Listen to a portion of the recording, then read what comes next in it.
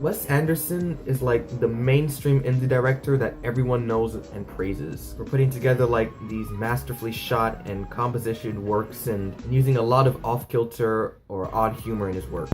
I've only seen like 2 of his movies. One was Fantastic Mr. Fox, which was many years ago, so I don't really remember it. The other one was The Royal Tenenbaums, which I actually did see recently. You know, I liked it. You know, I did really fall in love with the shot composition, and I was like, okay, like, I see why Wes Anderson gets like a lot of credit, because I really did enjoy the movie, like the part I did see. So I guess that's kind of what made me a bit intrigued to see like Isle of Dogs, because it just looked really interesting. Now for Isle of Dogs, I also tried to avoid like as many trailers as possible, because the last couple of times I saw a trailer to a great indie movie, they were all like pretty bad.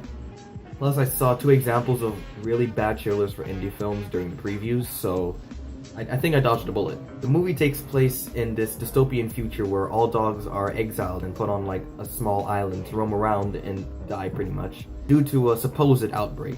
However, a 12-year-old boy decides to go to the island and fetch his bodyguard dog Spots, while his distant uncle, the mayor of Japan, sends out a search party for him. And, this movie's goddamn excellent. The stop motion animation in this is flawless. Like, it reminds me a lot of like the Lego movie animation, because like it just has like the same sort of comedic timing and like fluidity.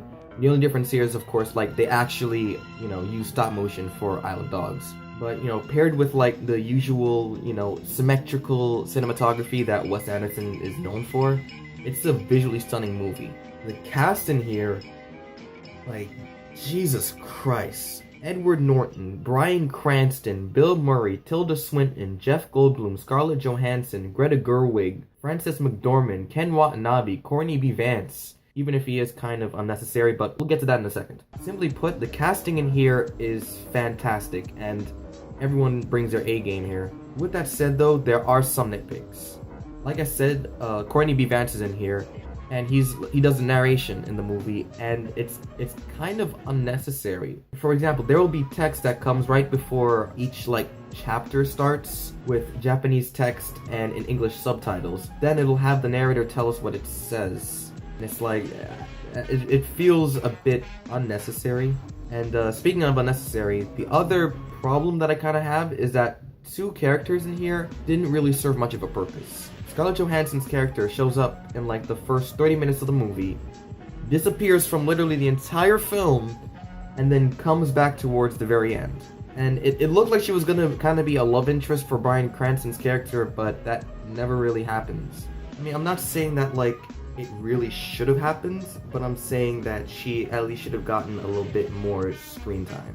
Now, like the other character that I have issues with is Greta Gerwig's character.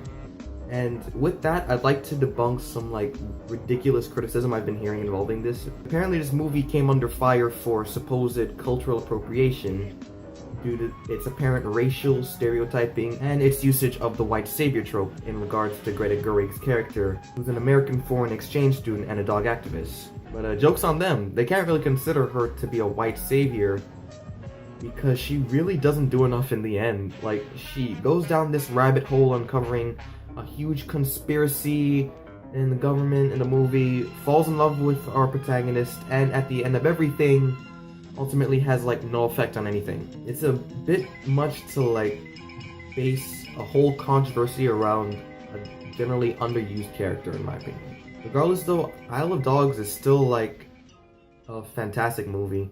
I mean, if you're gonna see any movie in theaters now, definitely see this one. Or Quiet Place, that looks pretty good. Either way, support more films like this. We need more of this, and less of this. I haven't seen it yet, but I just, again, I know. I see it next week and it's gonna be a masterpiece. Greatest movie of the year. Oh, they featured Kitten at 10 out of 10.